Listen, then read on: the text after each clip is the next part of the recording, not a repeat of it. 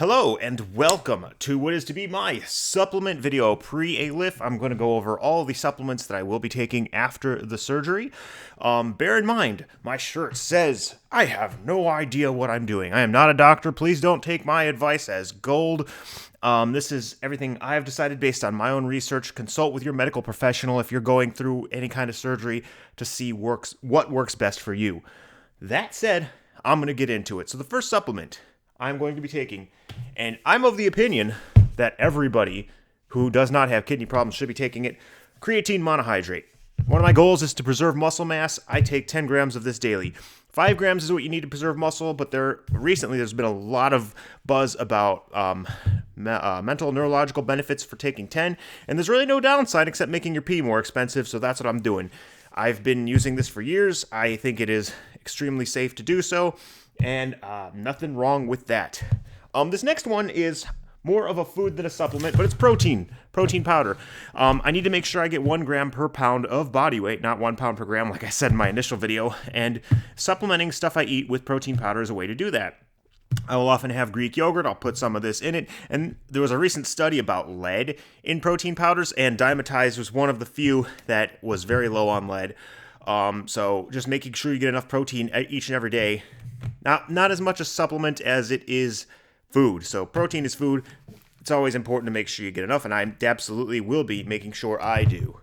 So next on the list is something I am actually going to be removing. So I spoke in my original video of ashwagandha. I have been using this because it is kind of an anxiolytic. It reduces cortisol and can help with anxiety. And my job can be kind of high stress.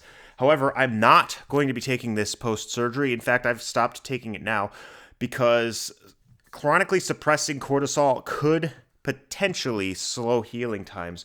So I've decided to cut that out. I'm not going to be working for a few weeks after surgery anyway, so my stress levels should be pretty low. Next on the list, more food than anything, calcium citrate.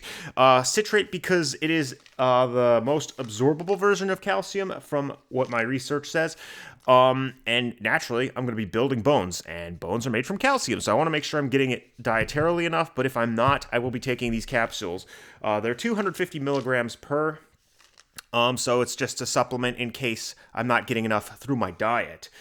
Very important because what can happen, from what I understand, is that your body will leach the calcium from somewhere, that being other bones. So you want to make sure you're getting enough dietarily. I'm definitely going to be doing so. On that note, if there is one combination of things that likely will speed up recovery, and we're talking single-digit percentages here. I'm hoping, though, to move the needle by incorporating all of this. If I can make things 5% faster, that's a win. I've got vitamin D3 and I've got K2. These will be combined together. D3 supports bone health. I am not someone who is chronically low on D3, so I currently take 2,000 IU per day. Going to get with my surgeon to see if I should up that after surgery. The K2, now evidence shows, from what I've read based on women with osteoporosis or people with bone density issues, that the K2 will help shuttle calcium to where it needs to go. Now, for this surgery specifically, I don't know if it will have the same effect, but it cannot hurt. So I think this is a solid combination, and I'm inclined to believe that it's going to help. Now, is it going to make me recover a whole lot quicker? Probably not, but the difference might be real, and it's worth giving it a shot. So speaking of things that will hopefully help recovery, ALA, alpha lipoic acid. This is going to benefit nerve health, and my nerves have been getting squished for a little while, so post-surgery they're going to be a little angry. This should help with their recovery. So I'll be taking it, 600 milligrams per serving, should help that along. Next, we have collagen peptides combined with these chewable vitamin C tablets. These C tablets are pretty much candy, so I just got to be careful not to eat too many of them, but vitamin C is a water-soluble vitamin. I will say about the D3 and K2 earlier, they're fat-soluble, so you need to be very careful about dosing them. You do not want to overdo it with them. As with vitamin C, it's water-soluble, so you could eat as much as you want. You're just going to pee out the extra.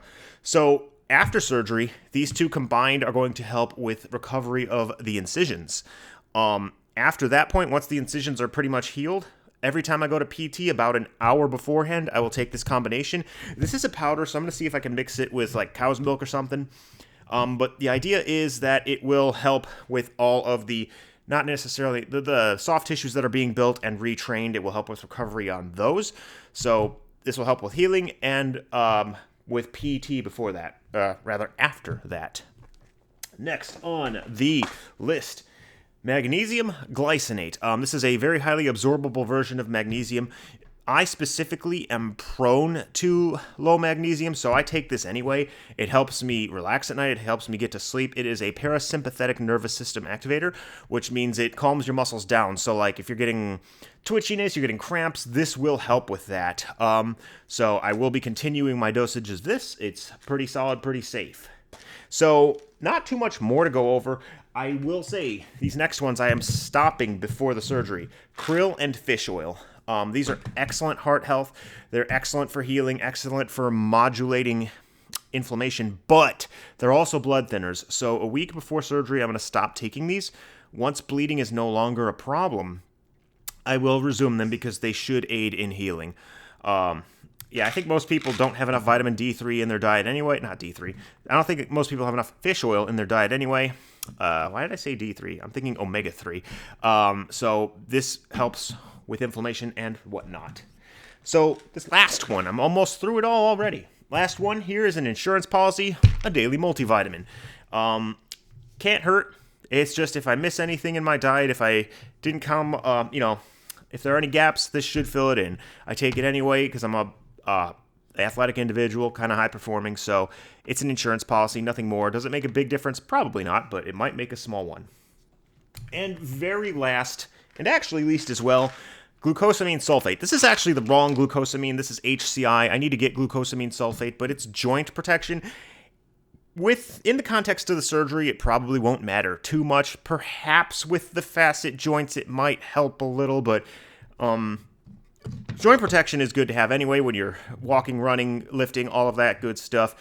And so I think glucosamine sulfate, which is the kind you want if you're going to take glucosamine, is a good well-researched additive. And yeah, that is my supplement stack. I think it's very solid. I think combining all of this is going to give me excellent results. If it makes my recovery 5% faster, 5% less painful, that's worth it in my book. Like I said before, I just want to dial every knob, pull every lever that makes this as painless and straightforward for me as possible because I want to come out of it better than I went into it. And so those are my supplements. That's my thought process. Let me know what you think. Let me know if I missed anything. Let me know if I'm about to take something that you think will kill me. I'm pretty set on this, though. I think I've got it all dialed in. Anyway, I appreciate you watching. As always, I'll see you all in the next video. We grow ever closer to the day I get the surgery. Appreciate you all being here. Bye.